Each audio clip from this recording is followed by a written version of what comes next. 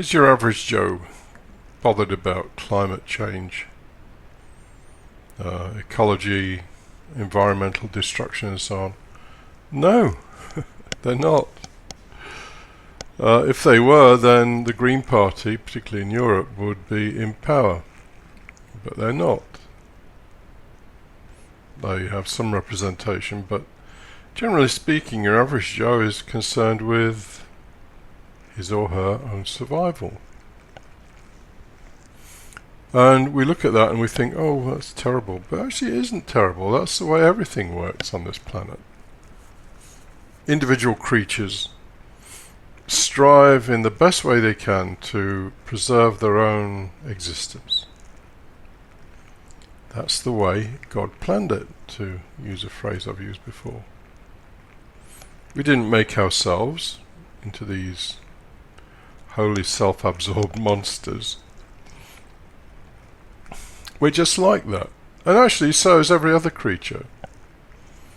You may have read recently of some guy in, I think it was South Africa or maybe Zimbabwe, somewhere, I think it might be South Africa, who raised some lion cubs, and he was friendly with them and all the rest of it, until one day they decided they would eat him. And this is the way it is with creatures, maybe they hadn't had lunch or something, they were just looking after their own interests. He didn't give a shit about this guy anthropomorphizing them, turning them into his buddies. They had no notion of being his buddies, he was just food. All this anthropomorphizing nature does piss me off, I have to admit. Facebook is full of it. People putting pictures of their cats up looking cute. If you were 6 inches tall, your cat would torture you for an hour and then bite your head off or something. They're just animals. My dog, lovely little dog, will just go and chew up fledgling birds if they fall to the ground. They're squeaking. Once they stop squeaking, he loses interest. It's a bit of fun for him. This is nature. And man is a part of nature, something I'll return to shortly.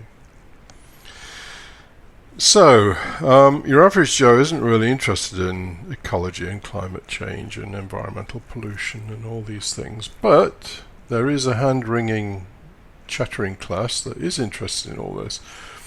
And in reality, as you probably know, there are nice grants to be had and money to be made in researching this stuff, and particularly in academia. But that's kind of like a self-contained world to some extent. Every now and then we get a report comes out. The Earth's temperature has risen by 1 degree centigrade over the past many years. And we're all supposed to go, ooh, oh, terrible. Well, the thing that the chattering middle classes, and it is generally the chattering middle classes who concerned about this. Why are they concerned? Well, because they've addressed the main survival problem of having enough food on the table, shelter over their heads, and a bed to sleep in, and decent medical care. They've addressed all that through whatever mechanism they've done it. And so they've got to find something to worry about, so it's fucking climate change or something. And by the way, I'm not saying it's not happening. But I'll tell you what I am saying in a moment. But these people have addressed all the main problems of survival. So, fuck, somebody's saying that the Earth's going to boil. So they're going to get worried about that instead of having enough food on the table. If you don't know where your money's coming or your food's coming from next week, you won't give a shit about climate change or ecology or whatever. So, the middle classes, and that word means different things in different places, but let's say the professional classes, the people who've got enough money to not think about money, basically, particularly anyway. Maybe people who've had a university education. These are the people who have the furrowed brows and the hand-wringing. talking about climate change and the destruction of species and so on. The Earth has always destroyed its species. Again, a little bit on that later. This podcast was actually, or is actually, a result of reading a paper by a character called Beth Lord, and somebody I know called Jonathan put me onto it. And Beth Lord is a Spinoza scholar. She's a professor of philosophy somewhere or other in Scotland. And she just wrote a paper about all of this stuff from Spinoza's point of view. Because Spinoza says obvious things, like every species looks after its own interests, and indeed human beings are looking after their own interests. We don't want fucking cholera. We don't want tigers and lions and whatever else to eat us as a regular meal. We don't want diseases coming from running sewage, and so we engineer the environment for our own advantage. And that's what we do as a species, and that's what we do individually as best we can. And there's nothing wrong with that. We have to get off this fucking guilt trip. All it is really is just a transference of the Christian guilt trip. So we're not guilty now about being selfish or being boastful, or the old Christian things of having to be humble and charitable and chaste and whatever else. We're not guilty about those things anymore. We're not guilty about sex.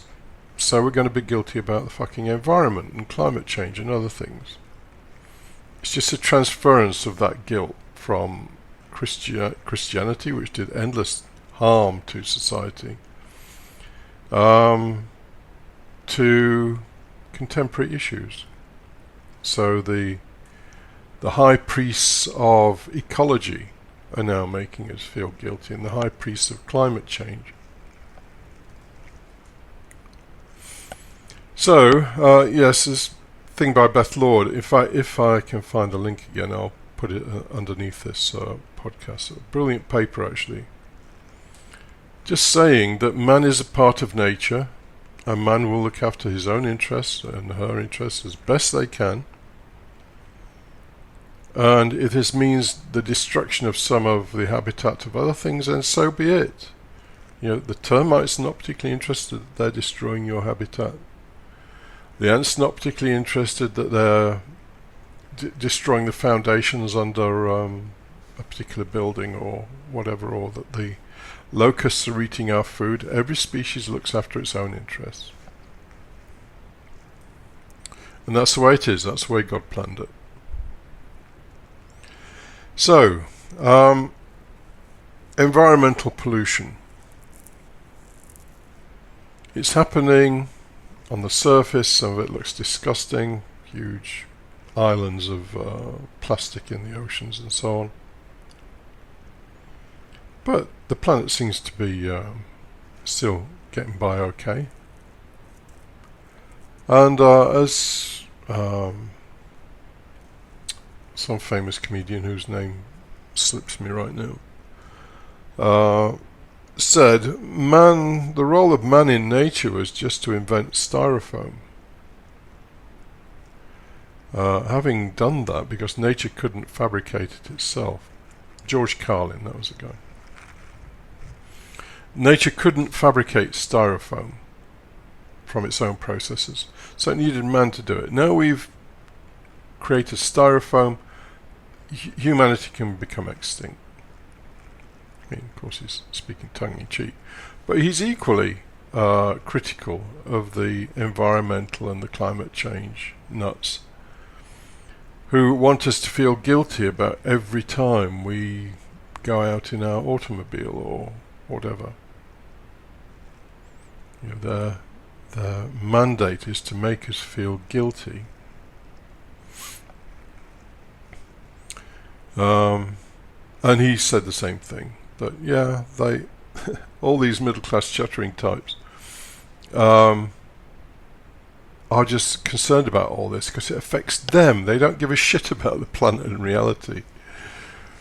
What they give a shit about is that their experience of life isn't going to be ruined by something.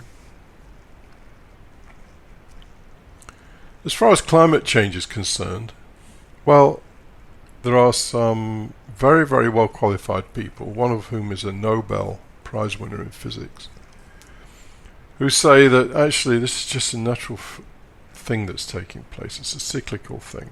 Is he right? Well, I don't know. I mean, climate change does seem to be happening. Although having said that, where I live, where the temperature is regularly in the mid-30s, it's actually been a little bit cooler this year, which has been quite nice. But all the same, climate change does seem to be happening. But this guy said, well, look, it's a natural process. And in fact, the biggest influence on the temperature of the planet is how much cloud cover there is. And so it goes through this cycle that the Earth heats up. And because it's heating up, you get more condensation, more cloud formation, which then makes it cool down, and the clouds disappear. And this cycle goes over and over and over again, over centuries. Is he right in this case? I really don't know. And actually I don't care. Because one of the things we also forget is that on this lovely planet of ours there are destructive processes as well as creative ones or constructive ones. It may just be that the human race is a destructive entity as far as this planet is concerned.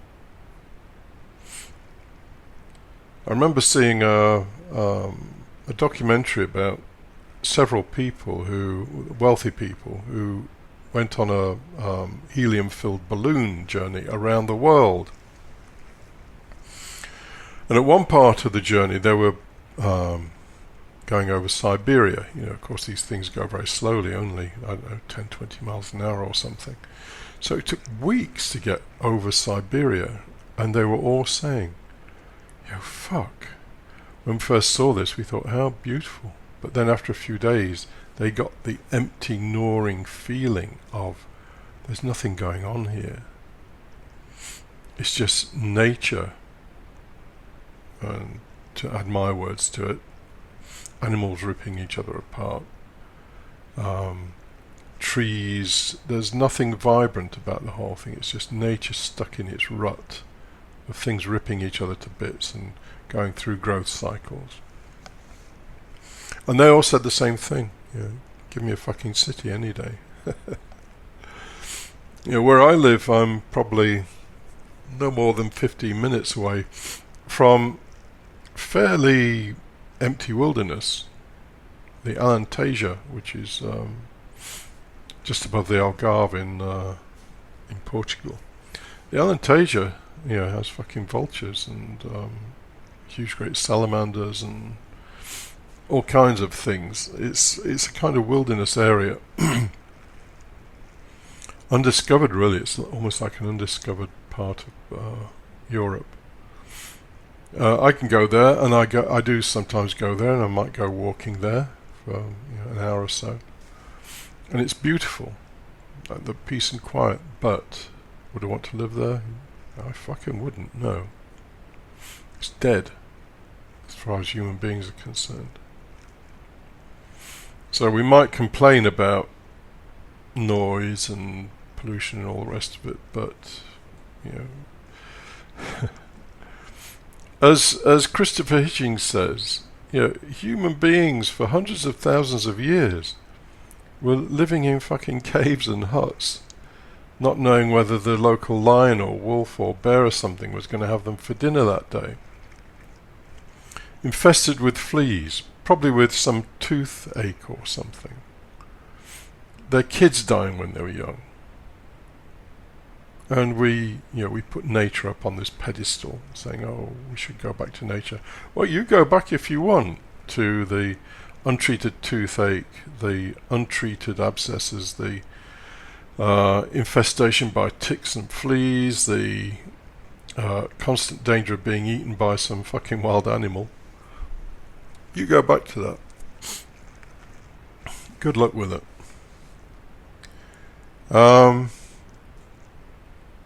So, all in all, man, as a possible destructive, element to what's going on, is doing the best that he can for himself, and that's as much as you can say about it.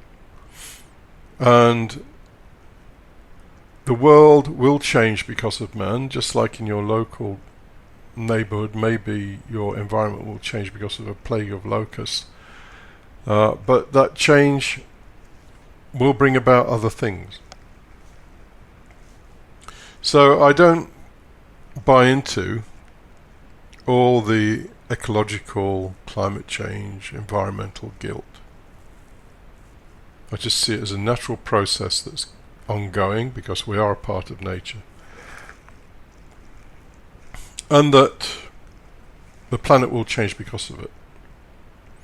And we may be a wholly destructive force, and then again we may not. But we can't help what we are. And we don't want to live in caves or huts anymore.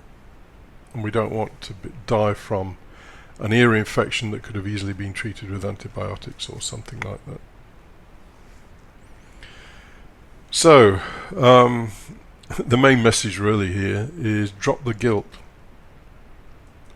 I'm not in denial of the fact that things are changing, but drop the guilt. The guilt serves no purpose. And don't let these high priests of climate change and ecology and all the rest of it transfer their guilt onto you, because that gives them power. And that's what they want. They want power like everybody else. So, I don't doubt that there are going to be people disagree with this and all the rest of it. Well, disagree as much as you want. But I think the argument here is fairly sound.